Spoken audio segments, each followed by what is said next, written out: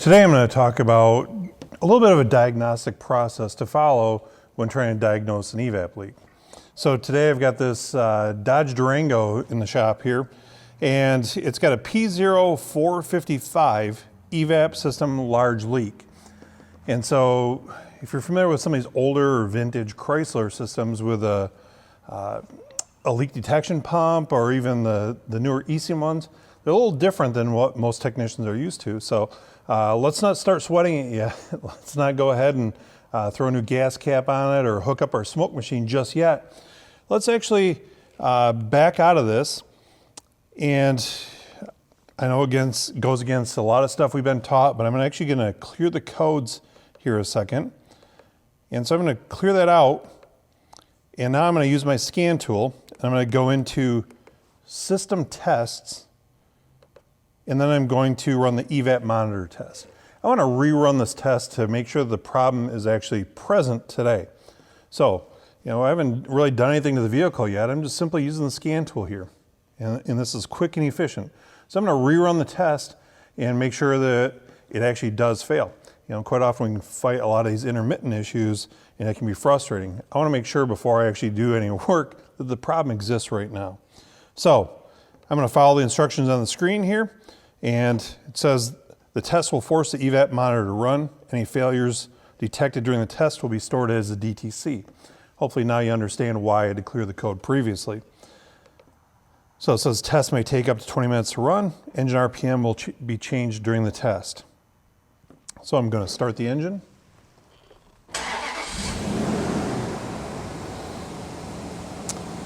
Then I will select continue. And it says EVAP monitor test is in progress. So it's already raised the engine RPM. It's running through the test here. And so I'm going to set the scan tool down. I'm going to go pull in another car, start diagnosing it, and then I'll come back and review to see how my monitor is done. Let's pick it up there. It's been actually about 10 minutes here, and the scan tool says EVAP monitor completed. Check for code set during test in codes and one trip codes. So I'm going to exit out. I'm going to scroll up to codes. And I'm going to read one trip codes. And voila, my P0455 has returned. So this is a valid code. Okay, so now we know that the code exists right now. Well, what do we do next? Oh yes, I'd like to hook up my smoke machine and look for the leak. Well, let's go around the vehicle and do a little bit of a visual inspection before we get too carried away here. So here we are at the back of the vehicle with everybody's favorite EVAP component, the gas cap. Yes, I verified it's here and it's in place. At this point, I don't mind turning it a couple clicks just to make sure it's actually on there. I'm sure you've all got plenty of stories of it just hanging on by a thread. So I'm not saying it's good right now, but it's on there. Let's continue on with a little bit of a visual inspection and see what else we can find. Here we are under the hood, and the vehicle is still running. And one of the first things I'm going to do here is use the audio clues.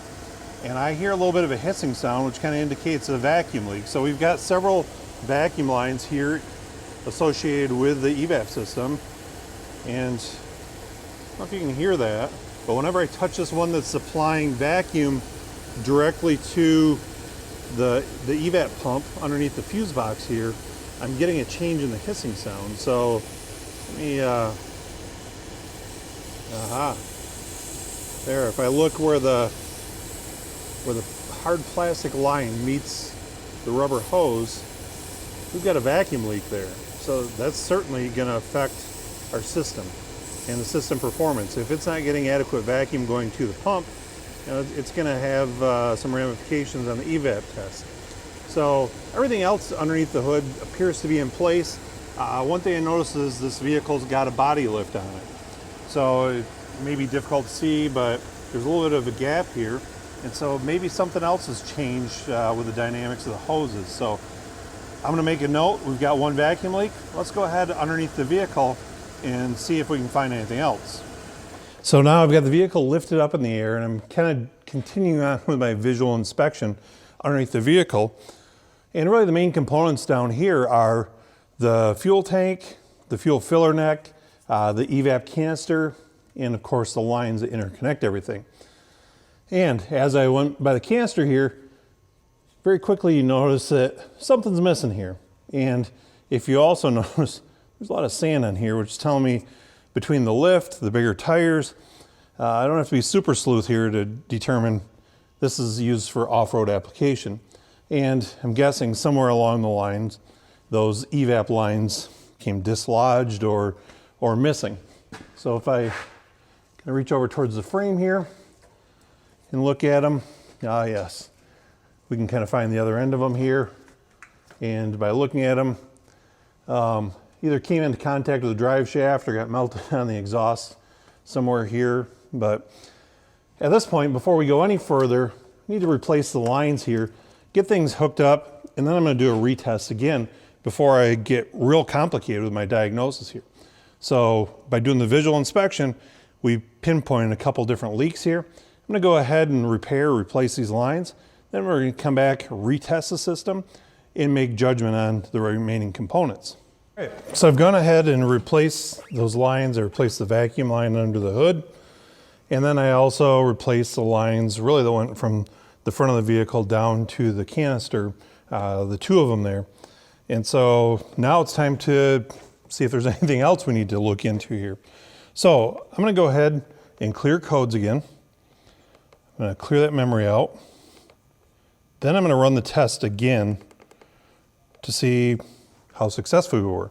So back to the EVAP monitor test. Same menu again. Yes, it'll take 20 minutes. So I'm going to start the engine in a minute.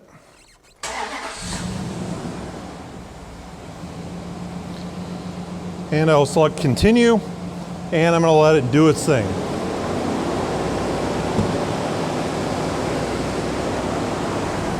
All right, it's a moment of truth. It says EVAP monitor test completed. Check for code set during the test and codes in one trip. So we're going to back out and go back into our codes menu. And I'm going to go to one trip.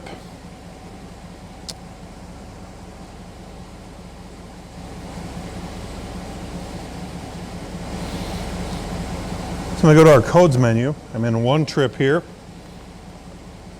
Pull the codes, and voila, no fault codes present. So we've gone ahead and corrected our issue here. Now, if the code had returned, now there's a couple different paths we're going to have to go down. You know, we've got those components again. We've got the purge solenoid, we got the leak detection pump, we've got the canister, we've got the gas cap, the filler neck, all these different components yet that might have a leak.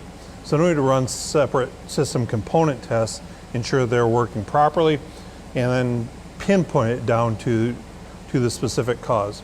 So to recap this here, basically I pulled the codes, I cleared the codes, which I know a lot of us have been taught not to do, but then I reran the self-test to ensure that the fault is actually occurring right now.